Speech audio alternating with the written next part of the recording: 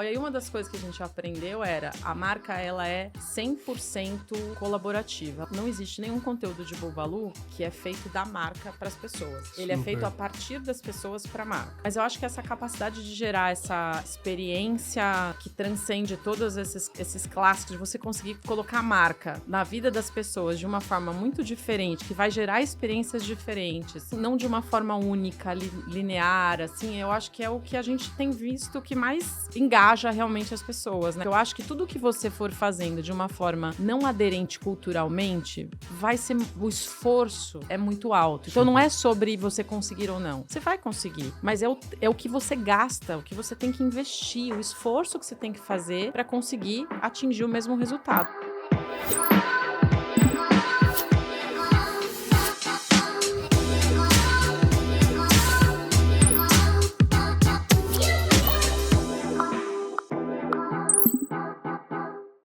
Fala pessoal, tudo bem? Eu sou Rafael Arte e sejam bem-vindos ao Brainsight, o podcast que não só promete, mas vai te entregar as visões do futuro do mercado com criadores de conteúdo. Hoje a gente tem um papo super legal, uma aula aqui em forma de podcast. Espero que vocês curtam, porque a minha convidada é uma pessoa que tem não só muita bagagem, mas com certeza vai trazer boas visões sobre o mercado e principalmente para onde a gente está indo. Eu tenho aqui hoje comigo a Ká, tudo bem? Tudo bem, Rafa, tudo ótimo. Pô, Ká, se apresenta aqui pro pessoal, para eles te conhecerem, porque eu tenho várias perguntas aqui pra gente debater um pouquinho. Bom, eu na verdade, não sou originalmente marqueteira, eu sou psicóloga de formação. Então, mas no fim deu certo, Super. Porque acabei indo... Então eu comecei minha carreira por RH, depois eu fui para vendas, assim... time de execução mesmo, aí eu fui para trade marketing e estou em marketing já há um bom tempo, quase 20 anos em marketing. Então, foi assim que cheguei em marketing e estou hoje há 4 anos na Mondelez, fiquei na Danone 5 anos, depois PepsiCo 15 e há 4 já na Mondelez, liderando primeiro as categorias de gomas e balas e agora eu lidero tudo que é inovação para a companhia inteira em todas as categorias. Super. Antes de fazer uma pergunta clássica, eu tenho uma impressão de toda vez que eu sento aqui e converso que o mercado de marketing é muito competitivo para quem estudou marketing na faculdade, né? Porque você tem tantos profissionais de várias outras áreas que acabam migrando para cá. Eu mesmo fiz faculdade de engenharia também, né? Exato, e acabei caindo aqui por a paixão da comunicação como um todo. Exatamente. Eu acho que eu acho que é apaixonante, né? Então todo mundo acaba querendo comer um pouquinho daquilo ali, participar, né? Eu senti bastante dificuldade, na verdade, de entrar em marketing, te confesso. A minha migração não foi uma migração muito fácil, não. Foi difícil. Mas, assim, por ter vindo totalmente de vendas, talvez indústria sempre de produto, né? Então, eu fiz a minha migração já na PepsiCo. Então, eu tinha muito pouco conhecimento de marketing puro no momento em que eu quis fazer essa transição. Então, não foi tão fácil para mim, assim, não foi tão receptivo. Mas acho que foi um encontro maravilhoso, sou super feliz. Não, e ainda bem que a gente tem hoje ferramentas como o podcast aqui para o pessoal aprender e conseguir entrar nesse mercado com mais facilidade. Exato. Ok, então conta pra mim assim, qual que foi a primeira vez que você se deparou ou participou de um projeto com criadores de conteúdo e como que foi isso? A minha primeira vez não foi um debut muito positivo, porque eu acho que a gente não tinha muito e acho que uma empresa multinacional, uma marca cheia de hurdles, né, toda cheia de cuidados, e a gente tentou olhar muito para isso. Então, acho que foram várias escolhas não perfeitas, mas foi a primeira vez que eu me lembro de ter feito alguma coisa assim. E depois, obviamente, a coisa deslanchou. Super. Alguns anos depois. Demorou um pouquinho, a companhia até deu uma congelada, uma estacionada, e depois, aí sim, a coisa fluiu. Mas acho que foram os erros daquela atuação, inclusive, que influenciaram em como a companhia começou a ver aquela plataforma mais para frente, sabe? Mas eu queria, assim, te elogiar, porque... Todo mundo que senta aqui, geralmente é um super case, que foi super legal. Você foi a primeira pessoa que trouxe essa percepção. Uau. Porque muitas vezes as pessoas não contam o que deu errado, né? Porque a minha percepção, quando a gente fala sobre trabalho com criadores de conteúdo, é que a métrica entre ser muito bom ou ser muito ruim, ela geralmente não é muito clara. Isso. Mas se as hipóteses que você está olhando, elas são comprovadas do tipo, realmente isso não funciona ou funciona, para mim estaria o sucesso, né? Sim, e eu acho que tem muito dessa coisa de você aprender a dinâmica daquilo, né? Assim, isso eu tô falando, deve ter sido 2009, assim, 2009, 2010. Inclusive, a gente tava falando de dada. Era exato. muito incipiente, né? A gente não tinha um domínio daquilo e não sabia o que exatamente ia dar certo ou não. E esse dar certo, concordo com você, é totalmente relativo, mas a gente tava olhando, e acho que ali tinham vários, talvez, ajustes, né? Porque você olha para aquilo com as óticas de outras do futuro, né? Na verdade, é do que você tem. Então, você mede aquilo sob óticas diferentes, né? Super. Que não são essas que você acabou de apontar. E você tenta trabalhar aquilo do modelo clássico, sendo que ele não é nada de clássico, né? Então, acho que essas duas coisas, óbvio, frustram no resultado, assim. E em que lado do resultado, não sei nem te dizer. Eu acho que frustrou até o próprio criador, porque ele também, né, não é legal. Nenhum criador quer fazer um conteúdo para nada que flop, né? Quem que quer fazer isso? Exato. E você sabe que quando eu olho para essa visão, e acho que não tem nada de errado, porque a gente tem que adaptar formatos que a gente conhece para novos canais. Então, Exato. Né, esse começo de 2010, você tinha, por exemplo, eu participei de uma campanha onde eu levei um criador de conteúdo para fazer uma ativação e o pessoal colocou grua, colocou câmera, set. O criador chegou lá, tinha camarim para ele. Ele ficou intimidado. A gente fez o dia inteiro de diária, não saiu o conteúdo. Aí no fim do dia, eu cheguei e falei assim, pessoal, podemos pegar um celular, dar na mão dele e deixar ele gravar? Perfeito. Cara, na primeira ele acertou e foi muito legal. Só que, como eles queriam fazer um conteúdo muito elaborado, aquela tentativa não foi pra frente, mas comprovou que, no fim, a gente tá contratando um criador de conteúdo para fazer aquilo que ele é bom. Que geralmente é o que a marca não sabe fazer. Exato, exatamente. E acho que você tem que saber usar isso, né? A gente aprendeu também em Trident com um dos grandes influenciadores que a gente tem, que é um baita embaixador da marca. E óbvio, a gente escolheu ele por ele ser super aderente ao que a gente queria falar. Ele é um cara que une os dois universos de música e games, que a gente queria falar também. E os primeiros conteúdos com ele foram super difíceis, assim, de travado e tal, mas porque a gente tinha quase... E até a hora da gente sentar com ele e falar, cara, ajuda a gente a entender que você é um baita cara e como é que a coisa não sai, né? E ele falou, olha, eu não gosto de ser dirigido de forma nenhuma, não me dirija, me deixa porque eu sou tímido, porque... E a pessoa é uma pessoa, né? Tem todo um estilo, tem... E o que fez ele fazer sucesso é exatamente a naturalidade dele, por N questões, né? E aí, a hora que a gente falou, então, beleza, faz o que você acredita. Nosso objetivo é tal. Era bastante sucinto, assim, é isso e ponto. Nossa, a coisa mudou totalmente. Assim, a gente gastava um tempo absurdo, atrasava tudo, gerava um estresse pra gente, pra equipe inteira que estava envolvida, pra ele. A hora que a gente sentou e acertou isso e falou, olha, é isso. A gente precisa entregar isso. E agora deu seu tom. A hora que isso virou a liberdade dele, destravou por completo. Destravou, inclusive, Trident que falava sobre destravar, falou assim, agora esse é o jeito de destravar a campanha, sabe? Você acha que isso é muito atrelado aos profissionais de marketing que têm muito medo de perder o controle da mensagem? Porque eu fico me questionando muitas vezes sobre o quão também é difícil, né? Porque a gente vem de um mercado e quando você olha a estrutura de marketing de 5 anos para trás, onde o controle da mensagem estava sempre com a marca, né? Sim. E a gente começa a ir para um mecanismo onde as pessoas falam muito mais a marca do que ela própria. Você acha que isso também gerava essa barreira lá mais para trás? Eu acho que gera ainda, de uma certa forma, assim. Eu acho que e falo porque a gente mesmo, às vezes...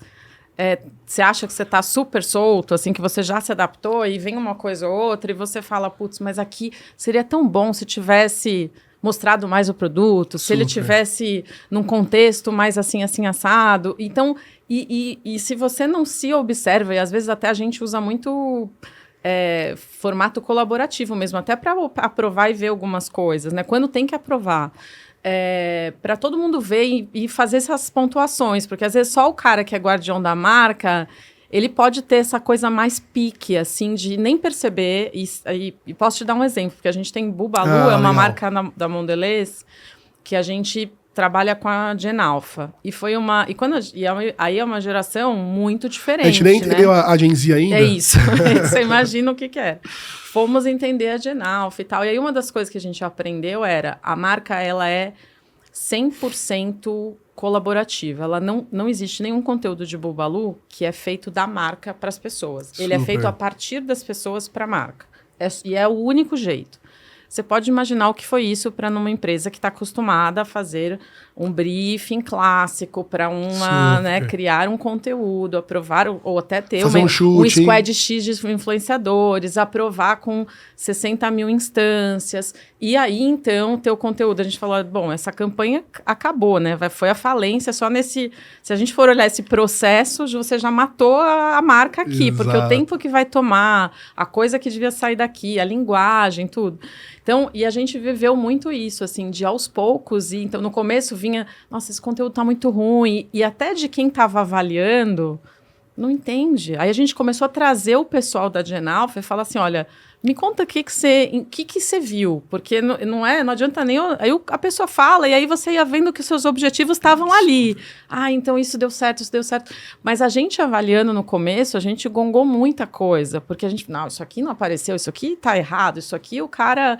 sei lá, tava de preto e o negócio é rosa, é colorido, que universo é esse, que look and feel ruim que a gente está transmitindo, né? E no fim das contas, aquilo nem contava para quem estava assistindo, né? Porque é uma outra geração que está vendo as coisas de outro jeito e está acostumada com um ambiente que não era o que a gente estava desenhando para eles, porque não somos nós que deveríamos estar desenhando nada. Então, acho que esse aprendizado foi um aprendizado longo, para todo mundo que estava envolvido na cadeia, da pessoa de marketing, da pessoa da agência, que também temos que colocar eles na mesa também, porque eles também querem ter o controle da criação, assim, porque de alguma maneira a gente tinha algum guidance de criação, assim, né? E aí a agência também, não, mas eu queria ter feito assim, eu tinha um roteiro, eu imaginei que ele ia... Você imaginou, mas ele não, né? Ele não fez e tá tudo bem, não era o estilo, né? Então, eu acho que todo mundo tem que soltar um pouco essa coisa desse controle e no nosso caso, numa empresa global, você tem que ainda provar de alguma maneira que você está indo na direção dos guides que a companhia espera. Então, não é uma jornada fácil, mas eu acho que é uma jornada super diferente, assim, inovadora, evolutiva... nova e acho que ela é a verdadeira, que deve ficar pra frente aí. E só por curiosidade, assim, né? Ainda mais quando você fala de uma empresa global. O Brasil, ele é muito louco, né? Ele não é comparável nem com a América Latina, porque a aderência das pessoas, o digital, ele funciona de uma forma completamente diferente. Se você pegar uma estratégia de criadores de conteúdo aqui e replicar na Europa, não funciona, Estados Unidos não funciona. Como que é um pouco ter essa percepção e ter uma ferramenta tão boa e grande dos criadores de conteúdo, e como que esse convencimento numa companhia acontece, assim? É por case, é por estudo? Como que hoje vocês trabalham isso, olhando essa visão global da coisa? A gente não consegue fazer isso tão solto assim, por exemplo, em marcas que são muito globais, né? Então, a gente começou a fazer muito pelas marcas locais e começou a mostrar os cases e os resultados para as outras marcas, e isso foi abrindo os espaços e as cabeças das marcas globais. Mas é exatamente o que você está traduzindo, porque e no nosso caso, que a nossa grande matriz é Estados Unidos, é Europa, eles não conseguem entender isso. Assim, você falar tanto que o investimento ainda nessas regiões, ele é muito offline. Super. Ele é na sua maioria offline, ele é na sua maioria 3 campanhas no ano, pré-teste de campanha. E aqui, às vezes, a gente fala, gente, como é que eu vou pré-testar? Não é uma campanha. Uma campanha, às vezes, uma peça da minha... Que peça eu vou testar? Sendo que uma peça da minha campanha, às vezes, ela é, sei lá, 5% do investimento. Eu tenho 1.000 peças, 2.000 peças na campanha, feitas por criadores e feitas por nós, por outros modelos também. Super. De alavancar de criador e por aí vai. Então, uma campanha é um ecossistema muito complexo quando você trabalha digitalmente, especialmente se você vai para criador de conteúdo, né? É um outro universo. Para um global, é muito difícil de entender. Então, eu acho que a gente ainda está, acho que, né, no meio dessa jornada, assim, a gente ainda não tem uma aprovação 100% para falar, criem o que vocês quiserem. Em marcas como o Bubalu, que é uma marca local, que a gente consegue gerenciar aqui, a gente fez isso e a gente mostrou, tanto em Trident quanto o Bubalu, foram marcas que a gente aplicou muito esse conceito, a gente dobrou o tamanho do negócio desde o pré-pandemia, e a pandemia veio, derrubou o negócio pra caramba, né? Porque ninguém mais mascava chiclete, nem chupava bala de jeito nenhum. E esse negócio, o Brasil foi o país que mais cresceu no mundo. Então, isso nos deu uma credibilidade, assim, de vamos prestar atenção e entender um pouquinho o que eles estão falando. Pode ser só uma questão referencial, né? O Brasil é o país que mais usa redes sociais no mundo, assim. Então, você não pode isolar questões que são culturais, que tem a ver com como é o brasileiro, né? Como é que a gente consome conteúdo. E isso foi abrindo um pouco a cabeça deles, mas não diria que é 100%, ainda é uma boa jornada pra gente, sabe?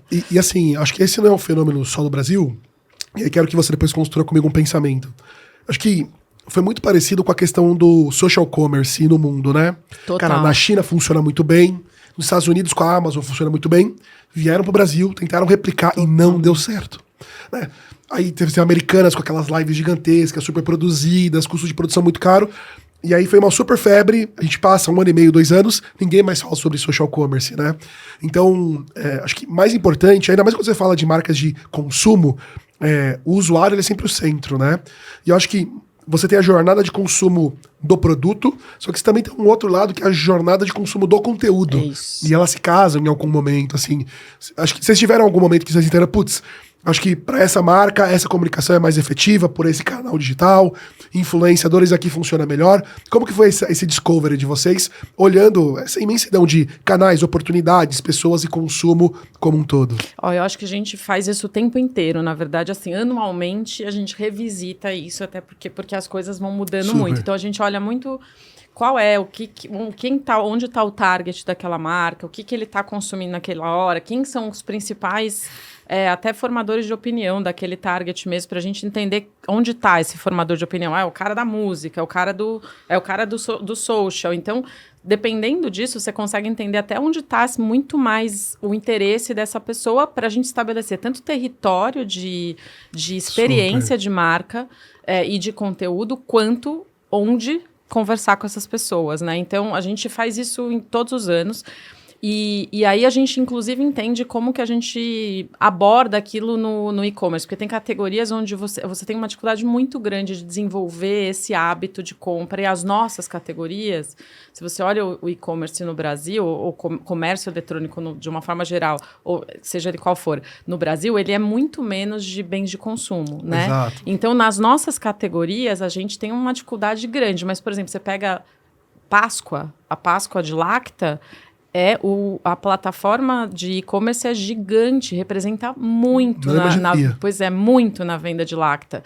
E justamente os grandes saltos estão no momento em que você atrela com o que está acontecendo fora. Então a gente teve a Páscoa que a gente estava no BBB como esqueci o nome do menino lá, o Arthur, entrou de coelho dentro do BBB, e aí nisso a gente já tinha um e-commerce atrelado, e foi um boom, foi uma explosão, ou a Juliette, enfim, vários deles que a gente usou. O influenciador que estava dentro da conversa que estava acontecendo na TV, que a gente levou pro digital, que a gente trabalhou nas nossas marcas e que a gente ativou dentro do e-commerce, e aquilo virou uma potência gigante pra gente, assim. Então, mas são em algumas categorias e tem uma certa... A gente olha que sazonalidade, por exemplo, é uma coisa que tem um efeito muito grande. Fazer isso, por exemplo, em games para Trident também funciona super bem. Então, é um ambiente que você consegue monitorar. Puxa, esse cara, ele tá muito dentro dessa plataforma, como é que eu consigo hackear um pouco esse sistema de uma forma que seja relevante para ele, porque também é um território muito exigente, né, de como você faz isso e não vira aproveitador dentro dessa história, e está realmente prestando um serviço ou trazendo alguma coisa bacana para essa audiência, e gera, por outro lado, leva isso para fora e traduz em venda efetivamente, no e-commerce ou em X outras plataformas. Então, a gente tem acho que o interessante de trabalhar com muitas marcas é que não existe uma receita única para a gente falar assim, a Mondelez trabalha... Não é. Lacta trabalha assim, Lacta Intense trabalha assado, Bis trabalha de uma forma totalmente diferente, Trident, Bubalu, Oreo, tem muita marca e cada uma delas tem um jeito jeito muito específico de trabalhar, que traz para a gente uma complexidade grande para os nossos parceiros também. Por outro lado, traz uma amplitude de você criar, de você mapear coisas diferentes, de você gerar experiências totalmente diferentes. Então, eu acho que é bem plural, assim, o ambiente que a gente trabalha, e a forma de poder avaliar isso, ela precisa ser muito dinâmica, justamente porque a gente está vivendo com realidades muito distintas dentro dessas nossas marcas, das ocasiões de consumo, do tipo de coisa que o consumidor está vendo. Então, esse é o jeito que a gente faz na Mondelez. A sua resposta aqui, eu acho que deve ter resumido 3 anos de educação de marketing em 3 minutos. Muito bom, porque isso mostra para mim, acho que 2 coisas. Acho que a primeira é que, geralmente, quando você coloca criadores de conteúdo na parte final da campanha, tipo, fizemos toda a estrutura, vamos ativar um criador aqui, isso. Geralmente onde dá errado. E aí você tá falando para mim que aqui vocês estão trazendo isso pro começo do planejamento, né? Então, as campanhas já saem com esse braço de conversa com essas comunidades online, se for relevante. E como isso impacta até a jornada de consumo, né? Porque totalmente. Eu fiquei surpreso em imaginar que eu não compro chocolate por e-commerce, mas que tem uma aderência porque existe essa mudança cultural que eles acabam exercendo, né? Então, exatamente. Faz sentido isso? Faz todo. Não, você também traduziu super bem o que eu acho que acontece muito, que a gente vê acontecendo. Porque você precisa, quando você está falando de algum comércio eletrônico, né? Eu acho que tem talvez o social commerce, da forma que ele foi feito, ele não conseguiu ter o crack que existiu em outros lugares. Mas a jornada, ela existe mais ou menos dentro desse mesmo sentido que o social commerce tentava fomentar, né? Então, se a gente sabe fazer isso de uma forma inteligente, e como de uma certa maneira, um hábito completamente novo, porque é isso, as pessoas não compram. A venda de alimentos alimentos e bebidas, vamos chamar assim, dentro de... É que bebidas já talvez até distorça um pouco o número. Mas se eu for falar alimentos dentro de e-commerce, ela está em torno de 10%. É muito baixa, né? Então, e os nossos produtos ainda tem mais um ponto, que eles são categorias de impulso. Você não sempre planeja comprar o seu chocolate, você viu na gôndola, né? e pega Você viu na gôndola e fala, eu nem lembrava que eu tinha que... Adoro isso aqui, é um produto de desejo. Então, esses são os elementos que vão te fazer consumir aquilo ali. Então, a hora que a gente consegue, de um jeito super apropriado, e acho que alguns Morumbis, por exemplo, todo o patrocínio que rolou em cima de Morumbis, né? E tudo aquilo, aquela conversa gigante que gerou, e a gente consegue aproveitar toda aquela lembrança, porque como é por impulso, você só vai consumir se você lembrar dela. Todo aquele monte de conversa que gerou em torno daquilo, a gente conseguir traduzir para uma venda online. A venda física, óbvio, já é o que vai acontecer, onde é a maior parte da nossa venda. Mas como trazer isso também para esse ambiente online e que também tem uma experiência atrelada ali dentro totalmente diferente, é uma coisa nova, assim, pra gente. É um jogo novo, é um negócio que cresce de forma super acelerada, e o que a gente vem aprendendo é muito essa ligação de elementos. Eu planejei a campanha, eu nem sempre estou planejando a melhor e-commerce, nem sempre é um braço elementar da nossa campanha, por exemplo, mas a hora que eu crio o conteúdo, a hora que eu trago um influenciador para me ajudar a construir essa história. E se a história foi relevante, eu deveria plugar alguma coisa ali para conseguir embarcar, embutir ali dentro algo assim. E é o que a gente vem conseguindo fazer de forma mais crescente, assim, sabe? E aí, justamente, óbvio, você tem coisas como Páscoa e coisas onde aí sim tem um planejamento e até um apelo diferente para as pessoas, que aí vira muito mais potente, né? Então... Eu tenho uma percepção que os criadores de conteúdo / influenciadores, eles são empreendedores culturais. Então, qual que é a minha visão sobre isso? Totalmente. Eles conseguem mudar o hábito de consumo, de categoria. Então, uma coisa que a gente pode perceber olhando para o Google é que as pessoas muitas vezes começam a procurar coisas que têm um custo-benefício melhor do que coisas mais baratas. Sim. As pessoas começam a querer entender como que aquele criador de conteúdo faz as compras no mercado, o que ele compra. Então, se eventualmente existir uma recorrência na mensagem de, eu compro no e-commerce, porque eu não quero ir até a loja, eu não quero me deslocar, e todo mês chega para mim aqui, com certeza essa mensagem colocada num plano mais recorrente, ela faz com que a audiência olhe com outros olhos, né? E aí eu fiquei imaginando que, quando a gente fala sobre bens de consumo, principalmente onde vocês atuam, existe uma mudança muito grande do novo consumidor para o consumidor antigo, principalmente numa questão de identificação, desse olhar mais de marca, né? Como que hoje, na sua visão, as marcas podem utilizar essa potência dos criadores de conteúdo para adaptar segmentos ou trabalhar melhores categorias? Olha, é uma boa pergunta. Eu não sei se a gente tem tanta experiência com isso, assim, mas eu acho que a grande sacada é você ter essa capacidade de entender, de fazer essa ligação, que eu acho que, na verdade, é a mesma conversa que acontece quando você fala de campanha, de como é que eu garanto o fit da mensagem, como é que eu estudo. Eu acho que é você escolher quem que de verdade tem a capacidade de mobilizar esse tipo de coisa. Porque é verdade que eles são empreendedores culturais que criam ocasiões, você tem toda a razão, mas não acho que todos fazem isso. Alguns têm esse poder, o outro tem um poder mais, talvez, cultural, e ele está menos sobre o uso do produto em si, ou ele está levando aquilo para um universo diferente de desejo. Então, e ele não necessariamente vai ser o cara que vai te traduzir em compra efetiva ou numa nova ocasião efetivamente. Então, eu acho que a história de... E aí, talvez um exemplo foi muito quando a gente fez Páscoa, né? E a capacidade que aquelas pessoas ali dentro do... E acho que teve uma coisa muito do BBB, você está dentro de uma ocasião de consumo, super, né? Você está dentro de uma casa de pessoas. Então, eu acho que ali tem um lugar interessante para você mostrar como a coisa acontece, como o consumo do seu produto é feito, e todas as coisas, características que a gente trabalha tanto para tentar vender num produto, elas saem de forma muito natural. Olha, que maravilhoso essa camada recheada, cremosa, putz, que sabor delicioso de Oreo, não sei o quê. Putz, a pessoa falou tudo o que você precisava de uma forma mais verdadeira, super, e autêntica impossível, né?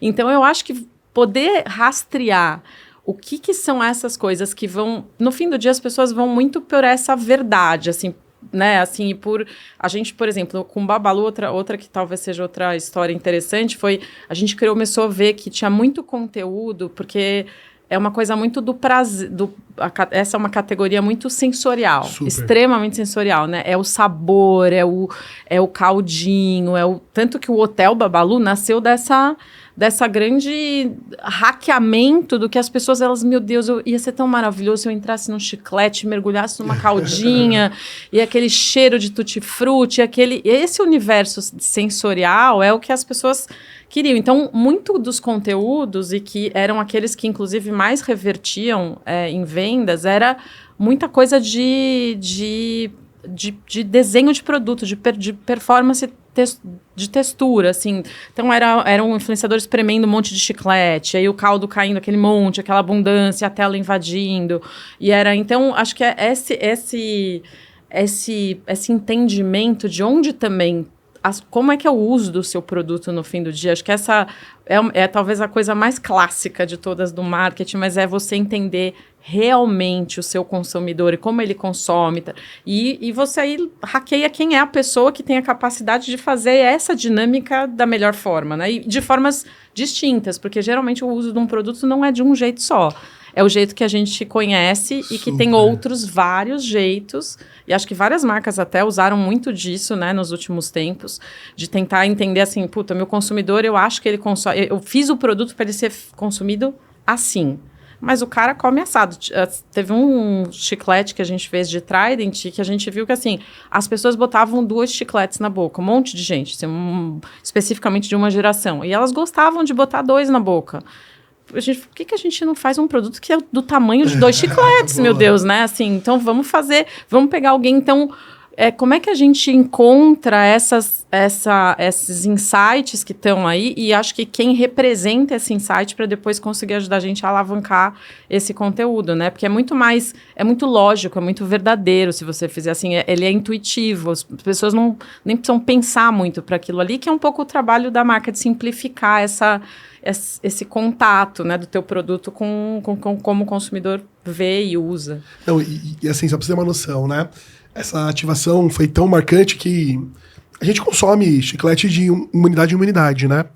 Mas a minha esposa foi impactada, ela foi numa bomboniere e comprou uma caixa. Deixou em casa. Por quê? Porque ela percebeu que essa questão é quase como um ritual. Então, as pessoas chegam na minha casa, ela oferece, o pessoal, é tão inusitado. E ela teve isso olhando o conteúdo e falou assim, pô, vamos ter uma caixinha de chiclete aqui em casa. Tá vendo? Você quer ver uma outra que me impactou, que foi super legal? Uma vez vocês fizeram uma ativação com o Manual do Mundo sobre abrir a Oreo e o recheio ficar em um lado da bolacha. Eu tava perdido na internet, fui impactado por esse conteúdo, eu falei assim, será que é isso mesmo? Falei, aí você foi testar. Vamos lá agora comprar. Eu fui, comprei em casa e fiquei lá. Foi um pacote numa brincadeira, mas eu não sou o consumidor que vejo um comercial TV e falo assim, nossa, que vontade de consumir. Mas isso foi tão inusitado, foi uma utilização do produto tão diferente que me instigou. Então, acho que esse poder, ele é muito diferente. E esse que você falou, pro Manual do Mundo, que é um canal de... Eles imprimiram em 3D, um negócio, né? Sim. Pô, talvez essa é a mensagem. Exato. Não é ele consumindo, comendo, ai que delícia. E me impactou, tanto que me fez consumir. Então, eu acho isso bem, bem legal. É isso, e eu acho que a gente até tava discutindo muito isso, por exemplo, quando a gente fez o Morumbis, essa foi a campanha do Morumbis, né? Em um determinado momento, quando a gente apresentou a campanha e tal, tinha gente, mas gente, não tem ocasião de consumo, né? Assim, uma clássica. Caramba, o produto apareceu, mas a história é tão instigante a história, a forma que você não percebeu que aquilo estava, mas ele estava. Se você racionalizar profundamente, e ele estava no contexto, ele estava inserido, ele estava dentro o tempo inteiro, só que ele está de uma forma que toca muito mais as pessoas e faz muito mais com que elas lembrem de um jeito muito mais genuíno, porque ela desafia, ela entra em você, ela te atinge, né, e ela te conquista de um jeito que você não precisou racionalizar para pensar, e não é com X mil visualizações. Super. Não é pela quantidade de milhares de visualizações por pessoa e a frequência 10 mais que você conseguiu aquilo. É só porque você foi muito criativo e relevante, né? E aí e criatividade e relevância tem a ver com esse monte de insight, né? Tem o inusitado, tem a brincadeira, né? Tem o humor, tem várias formas de você conquistar esse público e comunicar o que você quer de um jeito que surpreenda as pessoas e que elas, até pela surpresa, falam, uau, agora eu quero ver o Oreo, quero ver o chiclete 2 vezes, quero ver o bisque, nossa, nada a ver essa história, então deixa eu até vou comprar bis, né? É assim que, no fim do dia, né, a gente consegue entrar, acho que na vida das pessoas, muito mais do que abrindo um produto e mostrando 1000 vezes aquele chute maravilhoso, frequência 10 mais e por aí vai. Então, eu acho que esse modelo, eu acho que ele é um modelo... Parece ser o modelo que mais dá certo, né? E assim, eu fico impressionado porque eu tava até na Oxxo, né? Fui lá comprar um negócio e tinha uma moça do meu lado falando pro marido assim, olha o Morumbis aí.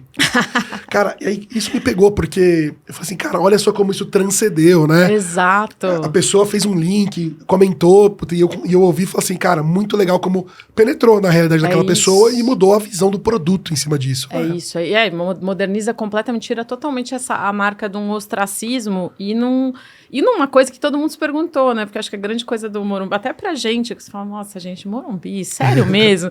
Você fala aquelas... O comercial que explica lá na sacadinha, isso é muito bom. É muito bom que você fala, sério, Morumbi, gente... E é justamente isso que é a beleza da história, né? A graça tava aí, e muita gente começou a se identificar com essa história exatamente por ela ser tão... Talvez essa reação ser tão genuína, né? E você... dar risada de si mesmo, de uma certa forma, é uma coisa que você fala, puta, eu gostei disso aí, eu vou ficar do seu lado, né, porque... E eu acho que esse é um jeito, assim, acho que essa coisa também de você gerar uma experiência diferente com as marcas, né, do que dela sair desse universo, que acho que quando a gente vai para festival, quando a gente fez, por exemplo, o Hotel Buba, você vê que as pessoas, elas têm O Hotel Buba foi uma surpresa interessante, porque tinha gente que vinha, as pessoas viajavam 200 quilômetros para chegar, para mergulhar naquele universo, assim, né, de uma marca que ela quer entrar e ver como era, óbvio, era gratuito, claro que tem um elemento disso, mas a gente fala, gente, a pessoa veio viajou 2 horas, 2 horas e tanto, para chegar aqui, para entrar, para ela ter essa sensação de experiência. E a pessoa, nossa, é verdade, eu não tinha sentido um cheiro de... Meu sonho era entrar num quarto de tutti-frutti, sabe? Você vê as pessoas, assim, felizes, de mergulhando naquele universo de experiência da marca, que depois... Óbvio, saía dali de formas diferentes para outros meios, né? Mas eu acho que essa capacidade de gerar essa experiência que transcende todos esses clássicos, de você conseguir colocar a marca na vida das pessoas de uma forma muito diferente, que vai gerar experiências diferentes, e não de uma forma única, linear, assim, eu acho que é o que a gente tem visto que mais... engaja realmente as pessoas, né? Que faz a gente... Então, você sai de um universo, de bis, ou você vai para Oreo, você vai para Trident, que seja lá no Detal, e todas as marcas que a gente vê, que a gente... Quando você consegue colocar ela que sejam relevantes, também não dá para você... E acho que essa é uma... Super. Não dá para você... Tem um limiar importante aí de você também não ser aquele que... Tá em tudo. Tá em tudo, tá em todo lado, tá em todo lugar, tá de todos os jeitos, tá agradando a todos. Isso acho que é a receita do fracasso, efetivamente. Mas é duro você lidar com... sabendo que você não vai agradar a todos também. Mas eu acho que é o jeito verdadeiro, autêntico, né? Eu acho que cada vez mais as pessoas estão buscando isso em tudo e estão buscando nas marcas também. O legal dessa experiência que você comentou é que eu fiquei imaginando que qualquer pessoa que vivenciou ela, quando abrir ali um chiclete, ela vai virar pra pessoa do lado e falar assim, nossa, sabia que um dia eu fui no hotel e você cria essa experiência. E a segunda coisa é que a gente chegou no momento onde esse limiar da experiência de uma marca pedindo licença para entrar em comunidades já formadas, para que essa comunidade a abrace, acaba sendo mais efetivo, né? Totalmente. Porque quando você sai de um território de consumo e vai para um território de música, você tá pedindo licença para aquela comunidade abraçar, né? E a minha visão, e queria pegar um pouco da sua também, é que o nosso futuro é esse futuro em que marcas entram em comunidades já formadas por um aspecto específico de produto, para que aquela comunidade aceite ela ali.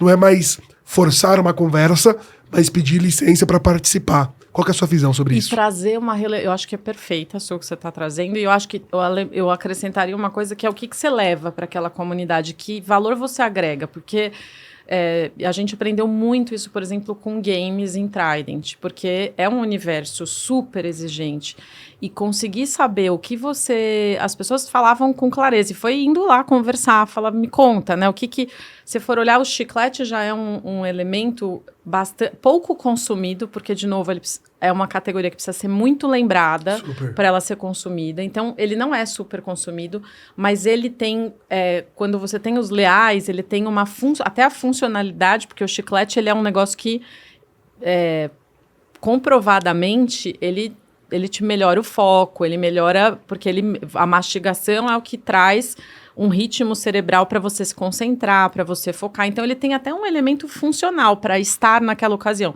Ele não te suja a mão, ele distrai a sua fome, ele tem um monte de papéis ali dentro. As pessoas ainda assim não usavam. Então, óbvio, quando a gente olhou e falou, puxa, esse território parece ser, é onde a nossa geração está. Ele fala sobre coisas super relevantes, ele tem toda uma coisa de tecnologia e tudo que é onde o universo que ludicamente... Tem até uma coisa que a gente fez, que é um estudo interessante, que é sobre características reptilianas, que é a coisa de você, a gente como gente, né, o ser humano, você tem muitas coisas que são do instinto reptílico, nosso da evolução. E essas coisas estão muito associadas, e a gente foi tentar entender o que eram esses códigos da categoria que estavam associados a esses insights instintivos, que são zero racionais, né? E eles têm muito a ver com essa coisa nessa categoria da tecnologia, da cor, tudo que está relacionado a uma coisa da tecnologia, da textura, do sabor, que vai te traduzir nessas questões nostálgicas, nesse link ou esse elo, né, Super. que é instintivo, que é muito mais profundo do que essa coisa racional de você tentar racionalizar. Então, aprendemos isso, falou, putz, o game tem tudo a ver com essa história. Por que a gente... Então, vamos lá, conversar. E nossas primeiras experiências foram bem ruins, porque a gente falou, então vamos lá, né, assim, vamos lá conversar com essa galera. Vamos Poxa, ativar. a gente é Chiclete, uma marca legal, vamos lá conversar que vai ser super legal. E não, obviamente as pessoas ali falavam assim, obrigada, eu nem sei o que você tá fazendo aqui, não preciso de você. E em algumas situações, mesmo coisa besta, mas a gente foi meio tiozão, assim, a conversa que a gente sabe, assim, sabe aquela coisa meio que você tá achando que tá arrasando, usando um termo X, assim, do metaverso, coisas do gênero. E a gente foi vendo, assim, nossa, gente, muito tiozão na conversa. E as pessoas começaram a falar. Até a gente descobriu o nosso papel ali dentro, assim, que foi muito investigando essa audiência. E a gente viu que, assim, a gente tinha um papel muito de entreter e trazer valor através dessa coisa, porque a proposta da marca é uma proposta de levar leveza para a vida, de levar esse ângulo diferente. Então, a gente tinha que ter essa linguagem ali dentro do game, e isso era relevante para eles. Isso era um elemento que não é fácil de ter, né? É uma coisa tensa, mas, por outro lado, é divertido, mas eles geralmente estão tensos. Então, como é que a gente trazia essa dualidade? E a gente lançou uma plataforma que era um gank, por exemplo, que é um jeito que os jogadores que são de menor visibilidade, eles eram gankados pelos altos jogadores. E aquilo crescia. E a reação deles, assim, aqueles que foram impactados, eles falam, mudou minha vida. Não acreditavam, né? E mudou a vida do cara, porque ele dali em diante passou a ter uma audiência absurdamente maior. É um jeito diferente, então enriquecia um pouco também a comunidade, porque são vozes diferentes falando daquilo. Então teve um efeito absurdo, assim, de simplesmente a forma de ativar a marca ali. Não era, assim... Óbvio que depois teve outras coisas. A gente fez promoção, a gente fez outras coisas que também são legais e que hoje mesmo a promoção de Free Fire que a gente está fazendo agora, o Alok foi fazer um show e ele tinha um monte de fãs dele, ele é um dos nossos grandes embaixadores, né? E um monte de fã falando, Alok, eu quero os numerinhos de Trident. Ele postou um vídeo falando, galera, por favor, me manda os numerinhos, que ó, uma galera, assim... pedindo isso para ele. Então, claro que tem esse efeito, né, que é óbvio de que vai dar resultado, mas tem também um efeito que é de como você conversa com esse pessoal, né? Como é que você, de uma forma mais genuína, passa a ser relevante. E eu acho que um jeito a gente evoluiu muito, e quando a gente daí olha os benditos índices e dados e tarará, eles mostram que realmente a gente saiu de uma coisa ultra irrelevante para algo que as pessoas até pedem. Então, agora as pessoas pedem. Cara, eu vim num evento de game e não tem trade. Falou, puxa, tudo que a gente queria, que você sentisse falta da marca num lugar que você não tá, que você tava, né? Que você esperaria. Então, eu acho que essa capacidade de entender a audiência onde você tá, e acho que isso acontece com música. A gente também, com música, a mesma coisa aprendeu. O Clube Social, por exemplo, é uma marca que fala muito sobre os corres e rolês da galera, né? E aí... levou pro Lola, esteve no The Town também, junto com o Trident na ativação, e essa coisa de entender esse universo da música, até de escolher, a música é um território como games, é um território que é de A a Z, né? Você tem tudo acontecendo ali dentro. Que de verdade eu vou falar? Eu vou ir do A a Z? Não, aí provavelmente eu não vou conseguir ter relevância em lugar nenhum. Então, escolher qual é esse lugar que a gente vai falar. E aí, Clube foi muito nesse universo da cultura pop, de rua e tudo mais, e foi ali que a marca se ancorou, porque é onde a marca tinha propriedade para falar, e putz, o que essa galera quer? Eu preciso dar visibilidade para esse pessoal, eu preciso promover essa audiência. E foi um pouco por esse ângulo que a marca foi, e obviamente foi muito mais bem recebido do que se tivesse espalhado a mensagem só porque eu estou dentro de uma plataforma. Eu escolhi música, então é música. Mas não é qualquer música, né? Onde que a música tem contexto para você como marca estar ali, né? E eu acho que essas foram algumas das coisas que a gente viu e que tem muito dessa lição número 0, talvez, que é como que você entende o que está o que está acontecendo dentro da... Não é só um insight superficial, né?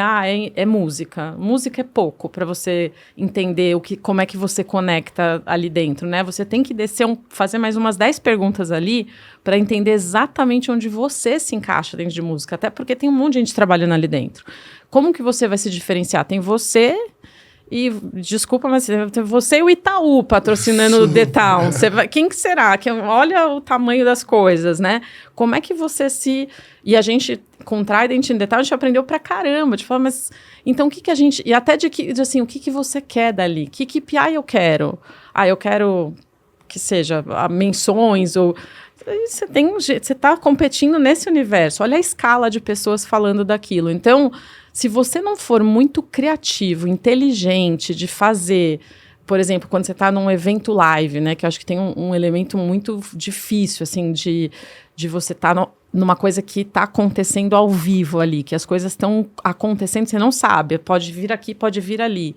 E aí, de uma certa forma, uma guerra de marcas de, quem vai ser mais lembrado? Eu, não, e rolava de tudo, né? Todo tipo de ativação, de um fazendo com o outro, às vezes coisas até que nem tinham nada a ver com o evento, mas aquilo sai... reverberando, né? E aí você tende a tentar sair correndo atrás daquilo. Então eu também vou dar ingresso para sei lá o quê, já que estão sorteando e está saindo melhor. Então começa um corre-corre e aí você vai se perdendo, né? Se você não presta atenção de lembrar, mas o que a gente era mesmo?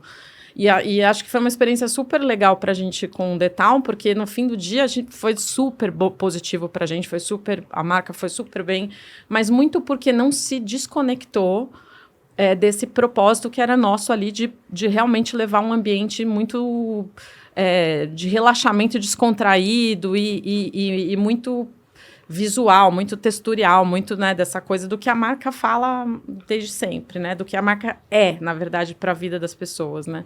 Então, acho que isso foi uma experiência muito legal de como a gente não se perdeu e, portanto, conseguiu se sair bem até versus gente que estava com um dinheiro muito maior do que a gente ali, né? Que acho que tirar a marca de dentro do festival, conseguir ser uma voz até do que está acontecendo, qual que é o nosso ponto de vista sobre o que está rolando ali dentro do festival, para quem não está no festival, que no fim do dia é muito maior a audiência do que as pessoas que frequentaram ali, né? Eu acho que o que você falou para mim foi um ponto muito importante sobre como que a marca consegue conversar com essa questão do território, né? Porque o marketing ele evoluiu muito, né? Ele saiu do target, que é homem 25 mais, né?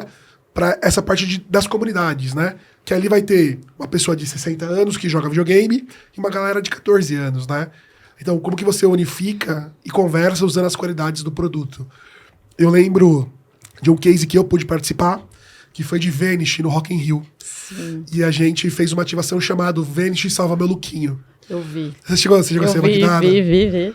Era uma campanha que não tinha nada a ver com o Rock in Rio, mas acontecia, né, concomitante, porque a gente entendeu que o maior medo das pessoas era sujar a roupa que ela amava lá. E como que uma marca de sabão em pó vai se comunicar com uma categoria como essa? E a sacada foi criar um espaço para os influenciadores lavarem a sua roupa. E foi super legal, foi impactante. E a gente tinha um artista que escrevia peças de roupa escrito Vanish. E aí o pessoal que estava no Rock in Rio perguntou assim, mas Vanish é patrocinadora? Porque tem um monte de influenciador com a camisa da Vanish. E acho que conversa muito com essa visão que vocês trouxeram, né? De qual território e principalmente como que é o impacto e gera essa conversa. E aí uma pergunta mais olhando para o futuro. Como você acha que é esse desafio de marca com essas comunidades não rastreáveis, tipo grupo WhatsApp, Discord, Telegram, comunidades fechadas? Eu sinto que a parte de mar aberto, de entendimento, a gente tem ferramentas que ajudam nisso, mas tem comunidades ainda que são pouco acessíveis. Metaverso, algumas comunidades de videogame. Como que você vê essa percepção? E você acha que esse trabalho de comunidade, de fato, é o nosso futuro no curto prazo? Cara, é tão difícil a sua pergunta que eu acho que, assim, eu penso que a gente vai ter... a gente não conseguiu trabalhar assim o WhatsApp, a gente usou algumas ferramentas e muito mais, acho que penetrar nas comunidades do WhatsApp acho que essas, como o WhatsApp é um exemplo, né? Mas essas comunidades, acho que é um desafio maior. Porém, se comunicar com as pessoas através dessas plataformas, acho que é algo que a gente já consegue ver mais fazendo e acho que ele é importante. Então, porque eu acho que tudo que a gente tentar fazer contrário do que as pessoas fazem, assim, e acho que essa talvez seja a minha grande crítica aos modelos muito tradicionais que as minhas próprias empresas usam, tá? Muitas vezes, de comunicação. Porque eu acho que tudo que você for fazendo de uma forma não aderente culturalmente, vai ser... O esforço é muito alto. Então, não é sobre você conseguir ou não. Você vai conseguir. Mas é o que você gasta, o que você tem que investir, o esforço que você tem que fazer para conseguir atingir o mesmo resultado. Ao passo que se você... E aí eu acho que esse exemplo de Venice eu achei super legal, porque eu acho que assim, era uma coisa de como que você entra com uma marca dessa num lugar desse, assim, Jesus, a hora que eu vi eu falei, gente, mas que viagem, é sério que eles fizeram isso? A hora que você vê a forma de entrar, foi super inteligente, porque é você entender a tensão que tá ali. Olha, apesar das pessoas estarem ali num negócio que não tem nada a ver, tem uma tensão aqui que isso conversa com a minha marca. Isso aqui eu agrego valor, aqui eu ajudo, aqui eu sou relevante. Então eu vou aqui. Eu não vou falar sobre, sei lá, o que tá tocando no palco, porque isso não é meu trabalho, né? Isso não é o que a minha marca pode falar. Mas eu posso falar sobre uma coisa que tá preocupando as pessoas, que é uma tensão legítima. Então eu acho que a gente ter essa capacidade de entender esse hacking realmente do que acontece culturalmente com as pessoas ali dentro de qualquer que seja o lugar e a comunidade. E ser corajoso por um lado, por você escolher uma coisa e não o todo. E por outro lado também ser restritivo, ou talvez assim, ser bastante assertivo no que você vai fazer. Eu acho que é o grande ponto, assim. E aí isso vai talvez facilitar a gente acessar essas várias, de uma forma até orgânica, que deveria ser, para mim, seria o melhor modelo. Não acho que é sempre que a gente vai conseguir. Mas para mim, sempre que a gente partir de um lugar muito mais verdadeiro, a chance, e a gente estava conversando agora, né, de vários exemplos dessas marcas que, de uma forma, por serem tão legítimas, por terem tido essa sacada tão, né, assim, super relevante, conseguiram se espalhar de uma maneira descontrolada, né, assim, positivamente falando. E negativamente também pode acontecer, e é um fato, né, por isso coragem é um elemento que tem que estar na mesa o tempo inteiro. Então eu acho que esse não tem uma resposta, sabe, assim, eu acho que vai ser assim, assado, a receita, eu acho que vai estar tudo muito nessa, e acho que isso extrapola o universo, inclusive, da inteligência artificial da moda agora também, que eu acho que tem muito essa coisa de conseguir perceber o que é a atenção daquele grupo ou daquela coisa que você pode, como marca, servir. A coisa mais clássica, talvez, do universo, mas é a mais difícil de fazer. Eu não acho que tudo que é clássico, só porque é clássico, é clássico, mas para mim é o cerne da conversa toda vez, assim, né? E todo case bem-sucedido que a gente vê, geralmente partiu de que, a sacada foi muito boa do que estava acontecendo, seja momentâneo ou seja estrutural. A resposta para aquilo foi maravilhosa, porque ela era uma resposta ao negócio e a marca tinha contexto para falar daquilo. Então, isso é o elemento básico, talvez muito clássico e clichê até, mas acho que ele é o correto, né? Caio, durante o nosso papo, entendi que eu tô virando um grande fã seu, porque essa minha pergunta, ela é uma pergunta muito complexa e tem muitas pegadinhas nela, né? E acho que a sua resposta sobre acho que tem que ter foco é muito importante, porque no fim, 1000 coisas acontecem o tempo todo, a cada minuto na internet. Conversas, trends, tudo tá acontecendo. E eu acho que uma marca hoje que sabe o seu posicionamento e ela conversa exatamente com aquilo que ela agrega é um diferencial. Porque no fim, fica aquela maluquice do Twitter, do X, de marca conversando com marca e o consumidor sai da conversa e vai fazer outra coisa. Totalmente. Né? Então acho que essa resposta foi muito assertiva, porque no fim é foco e o quanto que é esse custo de entrada versus a oportunidade que você tem. Então, achei super completa e muito legal a sua resposta. Exato. Mas acho que o seu poder de síntese é surpreendente. Porque eu acho que esse é o grande desafio nosso, né? Nesse mundo que tem tanta coisa, tem tanta causa, tem tanto território, tem tanta coisa sendo dita, tem tanta coisa acontecendo o tempo inteiro. Você fazer as escolhas, eu acho que é é o crítico, talvez até do trabalho do marqueteiro, e acho que até entra numa coisa que talvez seja longe, mas eu acho que tem a ver, que é a AI vai roubar o nosso trabalho, por aí vai. E tem uma coisa aí, assim, tipo, tem uma inteligência, que eu acho que é óbvio, a tecnologia tem um ambiente muito propício para ajudar nisso, mas tem uma sensibilidade humana e tem uma capacidade de você entender a origem do que você tem, né, do que a tua marca é, esse conjunto de coisas que a gente pode fazer, que quem está na cadeira de gestor de marca deveria ser super responsável, gestor, o cara da marca, o cara da agência, parceirão da marca também, deveria ter tá sempre atento a isso, né, e não entrar nas ondas à toa. Né? Super. Ok, e aqui, infelizmente, indo pro nosso ponto final do nosso papo aqui, queria trazer uma pergunta que veio do nosso último episódio, e aí queria a sua visão num formato mais geral, assim. Como que você acha que as marcas vão se relacionar com os criadores de conteúdo daqui para frente? Assim, é uma questão de estratégia que vai perpetuar por muito tempo? É uma coisa passageira? De fato, é uma coisa que faz sentido construir agora para colher frutos lá para frente? Qual que é a sua visão de mercado?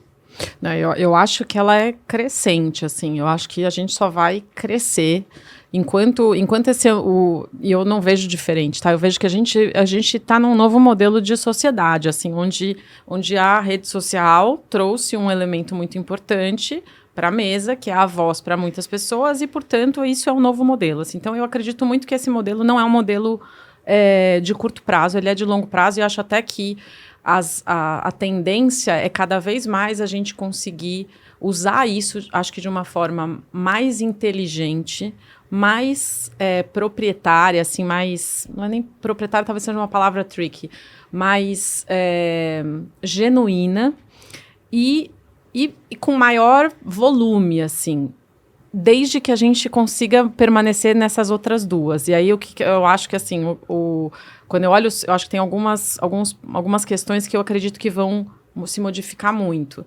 Hoje eu ainda vejo na minha própria empresa muito esse não é o maior meio de investimento nosso. E eu acho que isso vai crescer muito. À medida que a gente consiga ter uma medida, porque no fim do dia não dá para separar marketing de dado. Não dá. Super. É muito importante. Então, eu acho que a forma de conseguir medir, mensurar realmente a relevância desse meio de influenciador, ela vai ser fundamental para que as empresas usem isso cada vez mais. Porque eu tenho sentido quase que eu não sei se é um retrocesso, mas eu tenho sentido um apego especial à performática nos últimos tempos, Super. assim, né? Então, eu acho que isso pode ser um elemento que vai mudar o jogo, sabe? Se a gente não conseguir, ou se, enfim, esse mercado de influenciador não conseguir destravar um pouco essa lógica dos KPIs, porque a sensação que eu tenho é que as medidas de ROI, de mídia, etc., elas foram feitas e criadas no modelo anterior nosso de marca, né, de construção de marca e de comunicação. Então, elas precisam ser atualizadas. E eu não vejo isso acontecendo nessa medida ainda, não feito por grandes movimentos. Talvez pequenos núcleos de coisas que estão tentando trazer isso para a mesa, mas não é um movimento grande. Então, para as grandes empresas adotarem essas coisas pequenas, vai ser muito difícil. Eu acho que as grandes precisam entrar nesse jogo de um jeito diferente, né? Então, acho que esse é um elemento. E acho que o outro elemento é a inteligência de uso, talvez, desse influenciador, da gente não perder a capacidade de ser genuíno, tanto do influenciador quanto da marca, porque acho que começa aquela coisa de todo mundo adota o influenciador X, que é o grandão, e aí o cara fala de tudo, Exato. De todas as coisas, de 500 mil marcas, você já nem sabe mais exatamente se aquele cara tem ou não tem. Então, acho que essa inteligência de uso, ela ainda, eu não diria que ela é totalmente dominada, até porque talvez a questão custo, ela esteja sempre dentro da mesa. E aí você pega os micro e nano influenciadores, que às vezes são quem vai construir a base mais genuína da conversa, mas eles são ainda pouco, o ROI deles é muito baixo, né? Ok, e eu nem quero adicionar muito na sua resposta, porque acho que, além de muito completa, ela me traz uma visão muito sincera, né? Apesar de ser um entusiasta do trabalho com criadores de conteúdo, eu não sou um cara apaixonado. Do tipo, isso aqui é a solução que vai mudar o mercado. Eu acredito que, a partir do momento que a gente consegue, com a mesma régua, medir diferentes canais, esse canal tem uma tendência a crescer. Perfeito. A minha sensação hoje é que, por faltas de metodologias claras, as pessoas fazem análises para tentar provar que o negócio funciona muito bem, enquanto muitas vezes nem acaba funcionando, né? Eu já vi, por exemplo, relatórios de campanhas onde agências tentam convencer o cliente por 21 milhões de KPIs diferentes que o negócio foi bom. Perfeito. Eu acho que poucas pessoas chegam e falam assim, ó, deu errado, que nem você fez no começo do nosso papo. Deu errado, não foi muito bom. Então, existe uma maturidade nesse modelo, só que como o trabalho com criadores ainda é pouco acessível para as pessoas, talvez tem poucas mentes pensando Exato. em cima disso. Mas eu acredito fielmente que o modelo vai evoluir, principalmente quando as correlações começarem a aparecer. Por Perfeito. exemplo, como que eu consigo entender a melhoria de uma ativação num ponto de venda com criadores, né? A influência offline, Exato. aonde que isso se comunica. E no fim, uma indústria como vocês, é muito complexo quando ainda tem parceiros de varejo no meio que também não entregam dados. Exato. E aí como que vocês tomam as melhores decisões? Então eu acho que ele tem uma tendência a melhorar, as métricas têm que ser muito claras, eu acho que principalmente a gente precisa ter um acordo no mercado para entender se realmente esse é para onde a gente vai olhar. Eu acho também. E acho que você trouxe um elemento super chave, que é essa coisa da padronização, de como a gente olha com as mesmas réguas. Porque, assim, as mesmas, talvez com alguma adaptação, Super. porque não todas as métricas vão ser as mesmas, mas eu concordo com você que para dar credibilidade para o negócio, você precisa ter minimamente uma base regular, né, para conseguir olhar para as coisas de uma forma uniforme. E eu acho que esse é um ponto, assim, se eu tivesse que dizer assim, o que falta assim hoje até da minha vivência, né, menos sobre o meu domínio, porque eu não domino essa história, mas talvez do que eu sinto falta como cliente disso, né, e como usuária desse tipo de plataforma, eu acho que a minha dificuldade do dia a dia hoje, estando numa empresa global e multinacional e tarará, eu acho que é um pouco isso, assim, acho que por um lado eu vejo quase que empiricamente aquela coisa acontecendo, mas eu não consigo extrair nada que me ajude a comprovar a eficácia daquilo. Então eu acho que esse teu ponto é super importante. E se você fosse deixar uma pergunta aqui para o nosso próximo convidado, o que você colocaria para que ele trouxesse a visão dele sobre esse assunto? Acho que embarcando nessa conversa que a gente estava tendo, talvez como é que se enxerga o futuro de marketing nesse balanço de criatividade, é meio clássico isso também, mas é no balanço criatividade e ROI, assim, essa coisa da paixão pelo ROI e a qualidade da criatividade Super. do conteúdo.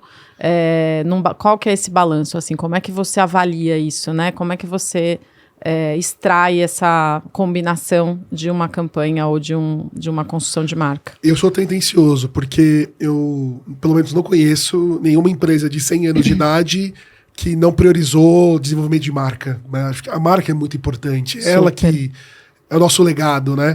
Eu entendo que a cobrança pela performance, ela é viciante porque ela é imediata, né? Exato. Mas a provocação que eu sempre faço para vários parceiros meus e o dia que o Google aumentar o seu custo por clique em R$1?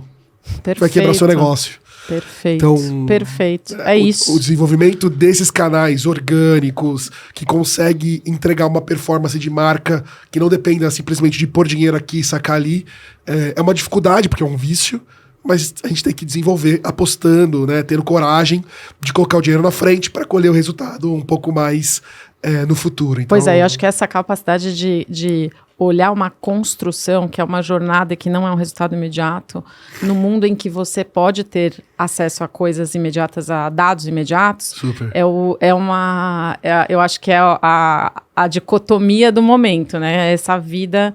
Mas eu acredito demais assim na qualidade da criatividade, do conteúdo, como um elemento que quebra completamente a lógica desses dados. Super. E eu acho que ele é muito difícil de mensurar, sabe? Então, eu sinto que a gente vem abandonando muito. Até como profissional de marketing, acho que uma coisa assim do gut, sabe? De você conhecer profundamente aquilo. E esses dias eu estava até conversando com uma pessoa do meu time, porque a gente tem uma metodologia de pré-teste na companhia e tudo mais, e por acaso, no nosso caso, a gente não testou pré-produção algumas coisas, a gente testou depois, até pelo modelo, porque não é um modelo fácil de testar, são muitas peças, etc.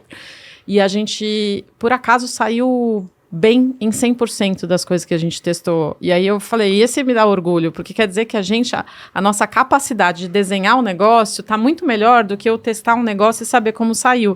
E por acaso deu certo, por acaso foi 100% de acerto, mesmo na mesma metodologia e tudo mais.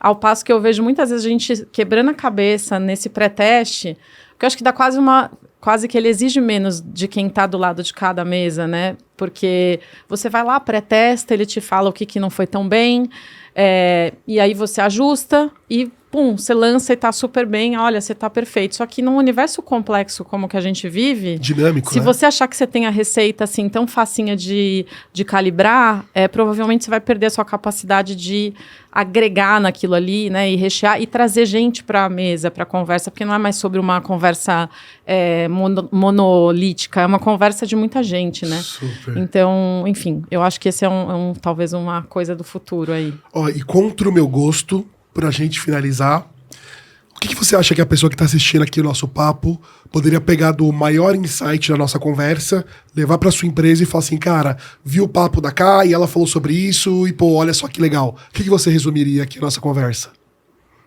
Eu acho que é essa coisa de não faça tudo. Não escolha suas batalhas.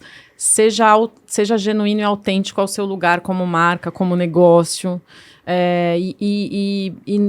Assim, não tente... E seja paciente, assim, acho que por um lado, né? Assim, saiba a direção.